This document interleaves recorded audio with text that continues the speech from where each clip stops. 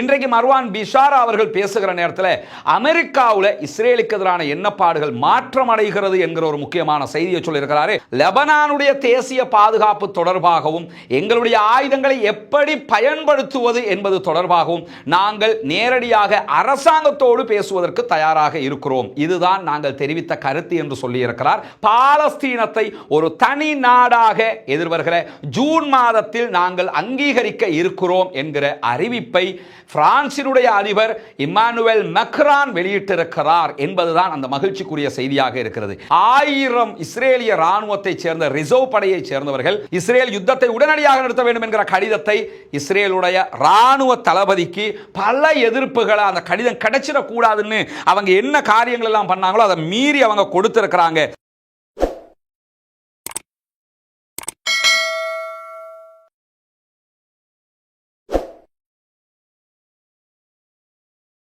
அஸ்ஸலாமு அலைக்கும் வரஹ்மத்துல்லாஹி வபரகாத்துஹு. பேரன்பிற்கினிய சகோதர சகோதரிகளே, நம் அனைவர் மீதும் ஏக இறைவனுடைய அமைதியும் கருணையும் உண்டாகட்டுமாக என்கிற உயரிய பிரார்த்தனைகளோடு 552வது நாளாக காசாவிலும் காசாவையொட்டிய பாலஸ்தீன பெருநில பரப்பிலும் என்னவெல்லாம் நடக்கிறது என்கிற செய்திகளைத்தான் இன்றைக்கும் நாம் பார்க்க இருக்கிறோம்.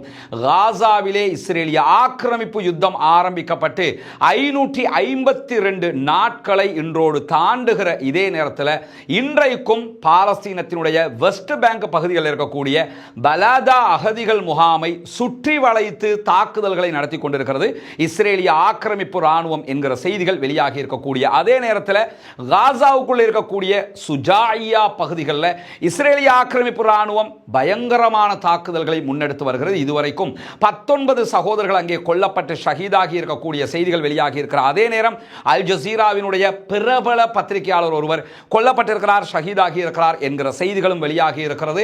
அதே நேரத்தில் 42க்கு மேற்பட்டவர்கள் படுகாயம் அடைந்திருக்கிறார்கள் என்கிற செய்திகளும் இன்றைக்கு பதிவாகி இருக்கிறது. இந்த நிலையில் அல் ஜசீராவினுடைய மிக முக்கியமான சர்வதேச ஆய்வாளராக இருக்கக்கூடிய மர்வான் பிஷாரா அவர்கள் இது தொடர்பாக ஒரு முக்கியமான கருத்தை இன்றைக்கு வெளியிட்டிருக்கிறார். அதில் அவர் பேசுகிற நேரத்தில் இஸ்ரேல் காசாவுக்குள் நடத்தி வரக்கூடிய தற்போதைய தாக்குதல்கள் தொடர்பான ஒரு வாதத்தை அவர் முன்வைத்திருக்கிறார். அந்த வாதத்தை அவர் சொல்லும் போது இந்த தாக்குதல்கள் எல்லாம் இண்டஸ்ட்ரியல் ஸ்கேல் கில்லிங், இந்த தாக்குதல்கள் தொழில்துறை ரீதியிலான தாக்குதல்கள் என்று அவர் வர்ணித்திருக்கிறார். அவர் சொல்லும் போது என்ன சொல்றாருன்னு கேட்டா, இந்த தாக்குதல்கள் இதற்கு முன்பதாக நடந்த தாக்குதல்களை விட வித்தியாசமானதாக இருக்கிறது.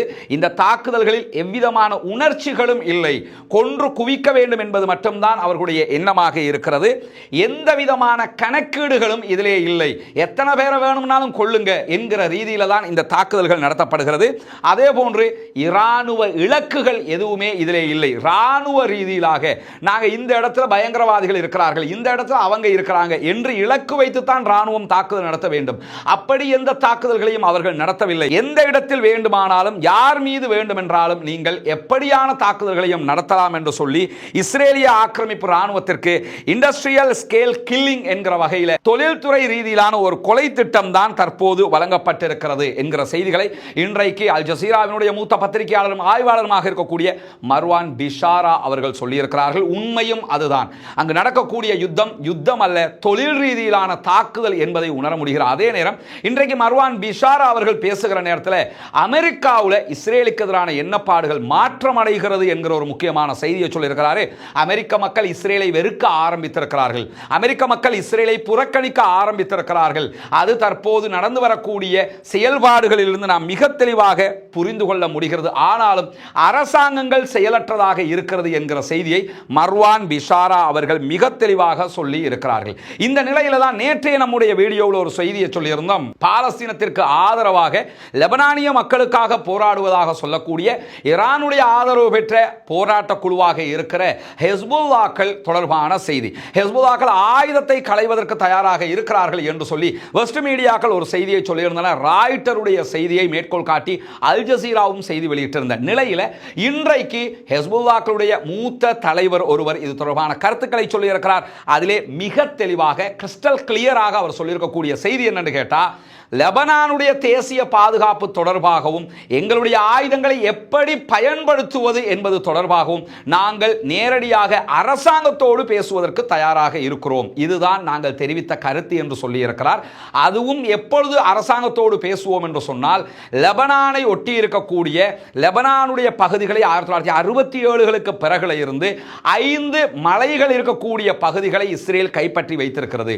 இந்த பகுதிகளில் இருந்து இஸ்ரேல் வெளியேறினால் நாங்கள் லெபனானுடைய அரசாங்கத்தோடு பேச்சுவார்த்தை நடத்த தயாராக இருக்கிறோம். எங்களுடைய பேச்சுவார்த்தை லெபனான் கவர்மெண்டோடே தவிர இஸ்ரேலோடு கிடையாது. ஆனால் அந்த பேச்சை நடத்துறதா இருந்தா கூட இஸ்ரேல் 5 இடங்கள்ல இருந்து வெளியே சென்று விடும். இந்த இடங்கள் எல்லாம் இப்ப பிடிச்ச இடங்கள் கிடையாது, 1967களுக்கு பிறகு பிடிச்ச இடங்கள்.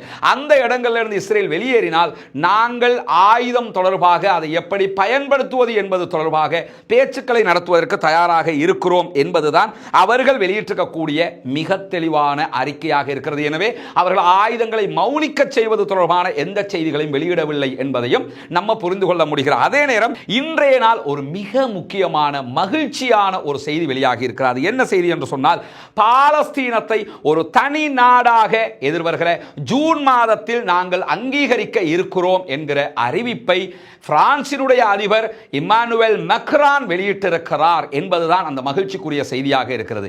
இம்மானுவேல் மேக்ரான் அவர்களுடைய நடவடிக்கையை பொறுத்தவரையில் கடந்த காலங்களை ஒப்பிட்டு பார்க்கும்போது நம்மால் தாங்கிக் கொள்ள முடியாத பல நடவடிக்கைகளை செய்திருக்கிறார் என்றால் அதில் எந்த மாற்றமும் இல்லை. ஏன்னா இம்மானுவேல் மேக்ரான் இந்த யுத்தம் ஆரம்பித்ததோடு என்ன நினைச்சாருன்னா, இஸ்ரேலை ஆதரிக்க வேண்டும் என்றுதான் நினைத்தார். உடனடியாக அமெரிக்க அதிபர், அப்போதைய அமெரிக்க அதிபர் ஜோ பைடன் உடனே இஸ்ரேலுக்கு வந்தார் அக்டோபர் 7ஆம் தேதிக்கு பிறகு. அதே போன்று அன்றைய யூகேனுடைய பிரதமராக இருந்த ரிஷி சுனக் உடனடியாக வந்தார். இப்ப எல்லாமே ஆட்சி மாற்றங்கள் நடந்திருக்கிறது. அதே நேரத்தில் அன்றைக்கும் இன்றைக்கும் பிரான்சினுடைய ஜனாதிபதியாக இருக்கக்கூடிய இம்மானுவேல் மேக்ரானும் உடனடியாக இஸ்ரேலுடைய தலைநகரத்துக்கு வந்து இஸ்ரேலிய பிரதமர் எல்லாரையும் சந்திச்சு, உங்களுக்கு அந்த தாக்கல் நடந்துட்டு இந்த தாக்கல் நடந்துட்டு நாங்கள் உங்களோட நிப்போம் எல்லாம் பேசி இருந்தாங்க. இம்மானுவேல் மேக்ரானுடைய அரசுக்கு எதிராகவும் தேர்தல் நடத்தப்பட்டு அவர் ஒரு மைனாரிட்டி கவர்மெண்டோடு தான் அங்கே இருக்கிறார். அவங்களுடைய அரசியல் ஒரு இடியப்ப சிக்கலான அரசியல், அதை நம்ம இங்க பேச வரல. ஆனாலும் இன்றும் அவர்தான் அதிபராக இருக்கிறார்.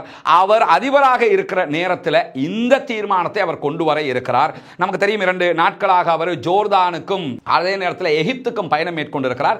எகிப்தில் காசா தொடர்பான ஒரு மீட்டிங் நடைபெற்றது மட்டுமல்லாம, எகிப்தினுடைய ரஃபா பார்டர்ல இருக்கக்கூடிய காசா மக்களுக்கு உணவு கொண்டு செல்லக்கூடிய அந்த கிராமத்தை, அந்த வில்லேஜை அவர் நேரடியாக போய் பார்த்திருந்தார் என்கிற செய்தியெல்லாம் நம்ம ஏற்கனவே சொல்லி இருந்த நிலையில தான் இன்றைக்கு எதிர்வருகிற ஜூன் மாதத்துக்குள்ளாக பாலஸ்தீனத்தை தனி நாடாக நாங்கள் அங்கீகரிக்க இருக்கிறோம் என்கிற செய்தியை அவர் வெளியிட்டிருக்கிறார். இந்த நிலையில இந்த மகிழ்ச்சிகரமான செய்தி வந்ததோட இஸ்ரேலிய கவர்மெண்ட் சார்பாக இஸ்ரேலுடைய வெளியுறவு அமைச்சர் உடனடியாக ஒரு காட்டமான அறிக்கையை வெளியிட்டிருக்கிறார். இந்த எங்க ஊர்ல என்ன சொல்லுவாங்கன்னா, சாரப்பாம்பிட மேல மண்ணெண்ணெயை கொளுத்தி விட்டா எப்படி இருக்கும் அந்த மாதிரி சொல்லுவாங்க. உடனே அது சொரிச்சல் தாங்காம பதறிக்கிட்டு இருக்கும்பாங்க. அந்த மாதிரி இப்ப இஸ்ரேலுக்கு இன்றைக்கு 2 சொரிச்சல்கள் உண்டாகி இருக்கிறது. அதுல மிகப்பெரிய சொரிச்சல் இம்மானுவேல் மேக்ரானுடைய இந்த அறிவிப்பு. அதை விட மிகப்பெரிய இன்னொரு சொரிச்சல் இருக்கு, அதை பின்னாடி நம்ம பார்ப்போம். இந்த இம்மானுவேல் மேக்ரான் அவர்களுடைய அறிவிப்பை தொடர்ந்து கருத்து சொல்லி இருக்கக்கூடிய இஸ்ரேலிய வெளியுறவு அமைச்சர் என்ன சொல்றாருன்னு கேட்டா, பாலஸ்தீனத்தை ஒரு தனி நாடாக இஸ்ரேல் அங்கீகாரம் கொடுப்பது என்பது பயங்கரவாதத்திற்கு பரிசளிப்பதற்கு நிகரானது. எனவே பயங்கரவாதம் என்கிற பரிசு அவர் கொடுக்க கூடாது என்று சொல்லியிருக்கார். ஆனா பிரான்ஸை பொறுத்தவரையில ஆரம்ப காலம் தொட்டு டபுள் ஸ்டேட் என்கிற நிலையில இருக்கிறாங்க. பாலஸ்தீனம் ஒரு தனி நாடாக ஆகணும், இஸ்ரேல் ஒரு தனி நாடாக ஆகணும்ங்கிறதுல அவங்க ஒரே நிலைப்பாட்டில் இருந்தவங்க தான். இப்போ என்ன பண்றாங்கன்னா, ஐநாவினுடைய தீர்மானம் நடைமுறைக்கு வந்து அதை தனி நாடாக இன்னும் அங்கீகரிக்காத நிலை இருக்கிறதுனால நாங்க அதை அக்ரி பண்ண ரெடி ஆயிட்டோம் என்கிற ஒரு நிலைக்கு இம்மானுவேல் மேக்ரான் அவர்கள் வந்திருப்பது என்பது ஒரு மிக முக்கியமான ஜியோ பாலிடிக்ஸ்ல ஒரு திடகாத்திரமான திடீர் திருப்பு முனையாக இது மாறி இருக்கிறது. யாருமே இந்த அறிவிப்பை எதிர்பார்த்திருக்க மாட்டாங்க. குறிப்பாக இந்த அறிவிப்பில் அப்படி என்ன இருக்குதுன்னு பார்த்தீங்கன்னா, உலகத்தில் 134 நாடுகள் பாலஸ்தீனத்தை தனி நாடாக அங்கீகரிச்சிருக்கு. இலங்கை அங்கீகரிச்சிருக்கிறாங்க, இந்தியா நேரு காலத்திலே அங்கீகரிச்சுட்டு போயிட்டாங்க. இப்படி பல நாடுகள் அங்கீகரிச்சிருக்கிறாங்க. 2014-15 ஆண்டுகளுக்குள்ளாக 14 நாடுகள் பாலஸ்தீனத்தை தனி நாடாக அங்கீகாரமும் கொடுத்திருக்கிறார்கள். இந்த நிலையில 14ஓட 15ஆவதாக மாறப்போகுது பிரான்ஸ் என்று நாம கடந்து போக முடியாதுங்க. காரணம் என்னன்னா, ஐநாவுல வீட்டோ பவர் வைத்துக் கொண்டிருக்கக்கூடிய அனைத்து அதிகாரம் கொண்ட நிரந்தர உறுப்பினர்களாக பாதுகாப்பு சபையிலே இருக்கக்கூடிய நாடுகள்ல பாலஸ்தீனத்தை தனி நாடாக அங்கீகரிக்கக்கூடிய முதல் நாடாக பிரான்ஸ் ஆக போகிறது. வீட்டோ பவர் நமக்கு தெரியும். ஐநாவில் நீங்க என்ன தீர்மானம் கொண்டு வந்தாலும் அங்க ஒரு 5 நாடு இருக்குது. அமெரிக்கா இருக்குது, ரஷ்யா இருக்குது, பிரித்தானியா இருக்குது, சைனா இருக்குது, பிரான்ஸ் இருக்கிறாங்க. இந்த 5 நாடுல ஏதாவது ஒரு நாடு இதை நாங்க ஏத்துக்கிற முடியாதுன்னு சொல்லிட்டாங்கன்னா உலகத்தில் இருக்க ஒட்டுமொத்த எல்லா நாடும் சேர்ந்து ஒரு தீர்மானத்தை கொண்டு வந்தாலும் அந்த தீர்மானம் செல்லுபடியற்றதாக மாறிவிடும். அந்த நிலையில தான் பாலஸ்தீனத்திற்கு ஆதரவாக கொண்டு வருகிற எல்லா தீர்மானத்தையுமே அமெரிக்கா வீட்டோவை பயன்படுத்தி இல்லாமல் ஆக்கிக்கிட்டு இருக்காங்க. இந்த வீட்டோ பவர் கொண்ட ஒரு நாடு பாலஸ்தீனத்தை தனி நாடாக அங்கீகரிக்க போகிறது இன்ஷா அல்லாஹ். எதிர்வருகிற ஜூன் மாதம் பாலஸ்தீன மக்களை பொறுத்தவரையில் அன்றைய நாள் கண்டிப்பாக அவர்களுக்கு ஒரு பெருநாளுக்கு நிகரான நாளாக இருக்கும் என்பதிலும் எந்த மாற்று கருத்தும் இல்லை. மிக வரவேற்புக்குரிய மகிழ்ச்சிகரமான ஒரு அறிவிப்பு. அல்லாஹ் அவர்களுக்கு அருள் புரிய வேண்டும். இதுவெல்லாம் பாலஸ்தீன சுதந்திர தேசத்தை நோக்கிய நகர்வுகள் என்பதை நம்ம பார்க்க முடிகிறது. என்னதான் இஸ்ரேல் தலைக்கு மேல நின்று ஆடினாலும் எல்லாம் வல்ல அல்லாஹ்வினுடைய நாட்டம் என்பது வித்தியாசமானதாக இருக்கிறது. வல்ல ரஹ்மான் பாலஸ்தீன மக்களுக்கு அருள் புரிய வேண்டும் என்கிற பிரார்த்தனைகளோடு இன்றைக்கு அடுத்ததாக இஸ்ரேலுடைய தலையில ஒரு பெரிய இடி விழுந்திருக்கிறது. அது என்ன இடி என்கிறத தான் நம்ம பார்க்க போறோம். இதை முதல்ல இவர் யாருன்னு கேட்டா இஸ்ரேலுடைய மிலிட்டரி சீஃப். இவர் தான் இஸ்ரேலுடைய ராணுவ தளபதியாக இருக்கிறார். இன்னைக்கு ஏன் இவர் முக்கியத்துவப்படுறார் என்று சொன்னா இன்றைக்கு வெளியாகி இருக்கக்கூடிய செய்தி அப்படிப்பட்டது. இஸ்ரேலுக்குள்ள இருந்து இயங்கக்கூடிய அல் ஜசீராவை போன்று ஓரளவுக்கு இஸ்ரேலில் இருக்கக்கூடிய இந்த செய்திகளை எல்லாம் வெளியே கொண்டு வரக்கூடிய ஒரு பத்திரிகை தான் ஹாரெட்ஸ். ஹாரெட்ஸ் மீதும் தடை விதிக்கப்பட்டிருக்கக்கூடிய நிலையிலையும் அதை மீறி அவங்க செயல்பட்டு வர்றாங்க. ஹாரெட்ஸ் பத்திரிகை இன்றைக்கு ஒரு முக்கியமான செய்தியை தலைப்பு செய்தியாக வெளியிட்டாங்க. இஸ்ரேலுக்குள்ள பத்திக்கிட்டு எரியக்கூடிய ஒரு செய்தியாக அது மாறி இருக்கிறது மட்டுமல்லாம சர்வதேச ஊடகங்களையும் இப்ப நம்ம இந்த வீடியோவை பேசிக்கிட்டு இருக்கக்கூடிய நேரத்தில் பார்த்தீங்கன்னா பற்றி எரியக்கூடிய ஒரு செய்தியாக அது மாறி இருக்கிறது. அது என்ன செய்தி என்று சொன்னால் இஸ்ரேலுடைய ரிசர்வ் படையை சேர்ந்த 1000 படை வீரர்கள் காசா மீதான இஸ்ரேலுடைய யுத்தத்தை உடனடியாக நிறுத்த வேண்டும் என்று சொல்லி கையெழுத்திட்டு ராணுவத்துக்கு கடிதம் கொடுத்துட்டாங்க. நாங்க யுத்தத்தில் பங்கேற்க மாட்டோம், ரிசர்வ் படையிலிருந்து நாங்க யுத்தத்துக்கு வர மாட்டோம், எனவே இந்த யுத்தத்தை நிறுத்துங்க என்று சொல்லி அவங்க கடிதம் கொடுத்திருக்கிறாங்க. குறிப்பாக நேற்றைய தினம் இஸ்ரேலுடைய விமானப்படையினுடைய மூத்த தளபதிகள் என்ன பண்ணாங்கன்னா இவங்களை அழைச்சி பேசி இருந்தாங்க. நீங்க இந்த வேலை காரியத்தை பண்ணக்கூடாது என்று சொல்லி இருந்தாங்க. இந்த மாதிரி பேசினதுல 15 பேர் ஓகே நாங்க இந்த கையெழுத்தை போடல அப்படின்னு ஒதுங்கினாலும் அதுலயும் 8 பேர் இல்ல கையெழுத்து போட போறோம் ரிட்டர்ன் வந்துட்டாங்க. எனவே 7 பேர் மாத்திரம் 1000 பேர்ல 7 பேர் மாத்திரம் கையெழுத்திடாமல் இருந்திருக்கிறார்கள். ஆனால் கடிதத்துக்கு ஆதரவாக இருக்கிறார்கள். மொத்தத்தில் 1000 இஸ்ரேலிய ராணுவத்தை சேர்ந்த ரிசர்வ் படையை சேர்ந்தவர்கள் இஸ்ரேல் யுத்தத்தை உடனடியாக நிறுத்த வேண்டும் என்கிற கடிதத்தை இஸ்ரேலுடைய ராணுவ தளபதிக்கு பல எதிர்ப்புகளை அந்த கடிதம் கிடைச்சிடக்கூடாதுன்னு அவங்க என்ன காரியங்கள் எல்லாம் பண்ணாங்களோ அதை மீறி அவங்க கொடுத்திருக்கிறாங்க என்கிற செய்திகள் வெளியாகி இருக்கக்கூடிய நேரத்தில் காசாவினுடைய சண்டையை நிறுத்த கோரித்தான் இந்த கடிதம் எழுதப்பட்டிருக்கிறது. ஹாரெட்ஸ் அந்த கடிதத்தினுடைய சில பகுதிகளையும் வெளியிட்டிருக்கிறாங்க. கடிதத்தில் என்ன இருக்குது என்கிற சில சாப்டர்கள் அவங்க வெளியிட்டிருக்கிறாங்க. குறிப்பாக 1000 பேர் அதில் கையெழுத்திட்டு இருக்கிறதாக சொல்லியிருக்கக்கூடிய ஹாரெட்ஸ் பத்திரிகை காசாவில் நடக்கக்கூடிய யுத்தம் என்பது பாதுகாப்பு நலன்களுக்காக நடத்தப்படவில்லை. நாட்டை பாதுகாக்கணுங்கிறதுக்கெல்லாம் இவங்க யுத்தம் பண்ணல. இந்த யுத்தம் அரசியலுக்காக நடத்தப்படுகிறது. பொலிட்டிக்கல் வார் என்கிற வேர்ட் அதிலே பயன்படுத்தப்பட்டிருக்கிறது என்று சொல்கிறார்கள். நெத்தன்யாகு தன் அரசாங்கத்தை பாதுகாத்துக்கிறதுக்கு யுத்தம் பண்றாரே தவிர இது ஒன்று நாட்டை பாதுகாக்கிறதுக்கு யுத்தம் பண்ணல. நாட்டை பாதுகாக்கிறதுக்கு பண்ற யுத்தமாக இருந்தா இந்த யுத்தம் வேற லெவலில் மாறி இருக்கணும் என்கிற ஒரு கருத்தை அவங்க முன் வச்சிருக்காங்க கடிதத்தில். குறிப்பாக அதில் எக்ஸ்ட்ரா அவங்க என்ன சொல்றாங்கன்னா இஸ்ரேல் ராணுவத்தினுடைய ரிசர்வ் படைகளை இது ரொம்ப சோர்வடைய செஞ்சிடுச்சு, எங்களுக்கு ரொம்ப டயர்ட் ஆயிடுச்சு, இதுக்கு மேல் யுத்தம் பண்ண முடியல அப்படிங்கிறாங்க. அத்தோடு சேர்த்து என்ன சொல்றாங்கன்னா காசாவில் பணைய கைதிகளை பாலஸ்தீன விடுதலை அமைப்பு வச்சுக்கிட்டு இருக்காங்க. பணைய கைதிகளில் பொதுமக்களும் இருக்கிறாங்க, ராணுவத்தை சேர்ந்தவங்களும் இருக்கிறாங்க. இவங்க கொல்லப்படுகிற அளவுக்கு நம்ம யுத்தம் பண்ணிக்கிட்டு இருக்கிறோம், நம்ம மக்கள் நம்ம அங்க கொண்டுகிட்டு இருக்கிறோம், நீங்க காசா மக்களை கொள்றதாக நினைச்சுக்கிட்டு அங்க இருக்கிற நம்ம மக்கள் தானே செத்துக்கிட்டு இருக்கிறாங்க, எனவே இந்த யுத்தம் நிறுத்தப்படணும் என்று சொல்லி இந்த கையெழுத்து போட்டிருக்க கூடியவங்க இந்த காரணங்களை எல்லாம் அதிலே அடுக்கி இருக்கக்கூடிய காட்சியை நம்ம பார்க்க முடிகிற அதே நேரத்தில் ஒரு சமாதான உடன்படிக்கை ஊடாகத்தான் பணைய கைதிகளை மீட்டு கொண்டு வர முடியுமே தவிர யுத்தத்தினால நம்ம பணைய கைதிகளை மீட்டெடுக்க முடியாது, எனவே யுத்தத்தை நிறுத்துங்க என்பது அவர்கள் முன்வைத்திருக்கக்கூடிய ஒரு அழுத்தமான காரணமாக இருக்கிறது.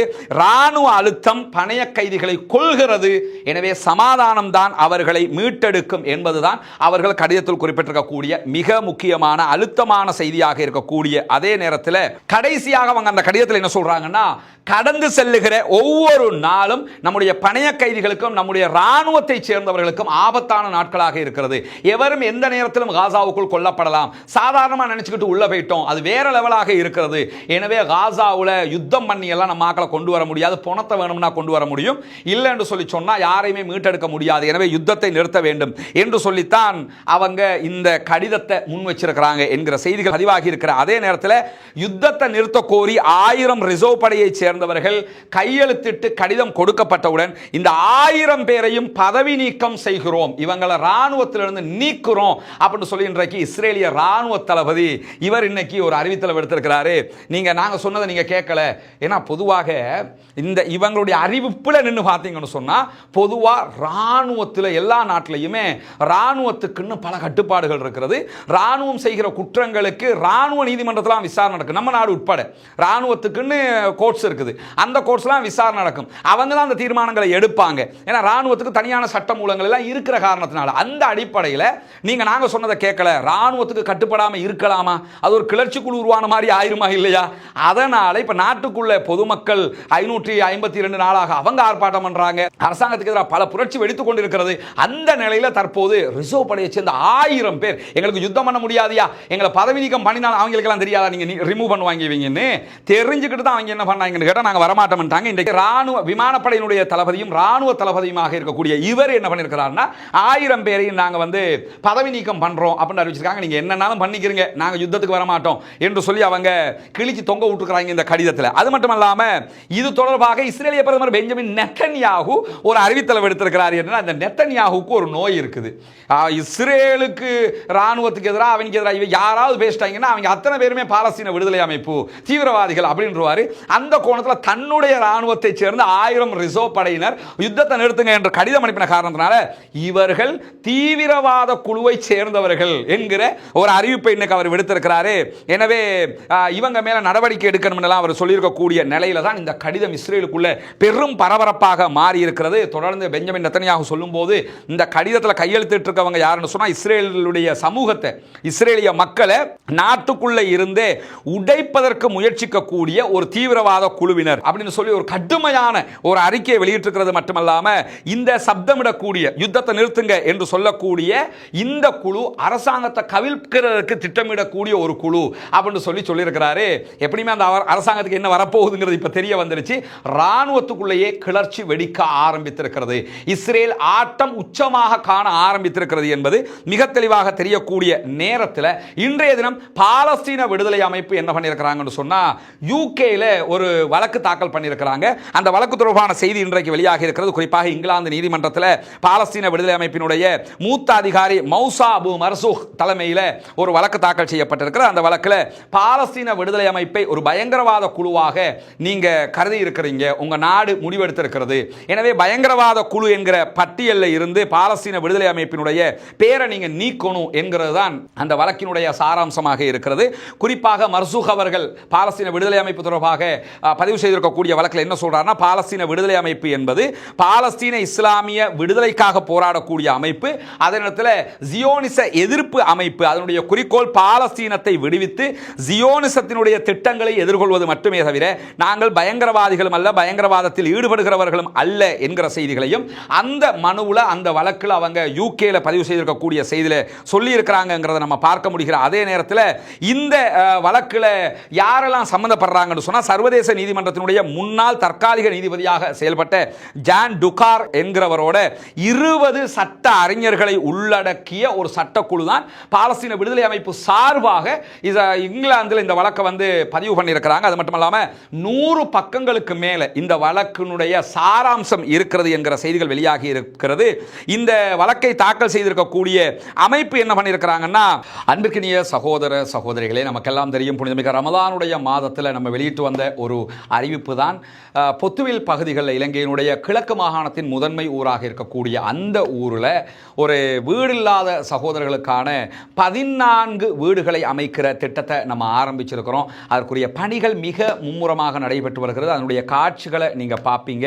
வீடுகள், ஒரு வீடு முழுமையாக கம்ப்ளீட் ஆகிற ஒரு நிலைக்கு வந்திருக்கு, 2வது வீடும் நெருக்கமாக முடிப்பதற்கு நெருக்கமாக வந்திருக்கிறோம், 3வது வீடு கட்டப்பட்டு கொண்டிருக்கிறது, 4வது வீட்டுக்கான ஆரம்ப பணிகளும் ஆரம்பிக்கப்பட்டு விட்டது. எனவே முதல் கட்டமாக 5 வீடுகளை முடிப்பதற்குரிய ஏற்பாடுகளில் மும்முரமாக நம்ம செயல்பட்டு வர்றோம். இதெல்லாமே உங்களுடைய ஜகாத்து மற்றும் சதகா நிதிகளை கொண்டுதான் செயல்படுத்தப்பட்டு வருகிறது என்பது உங்களுக்கு தெரியும்.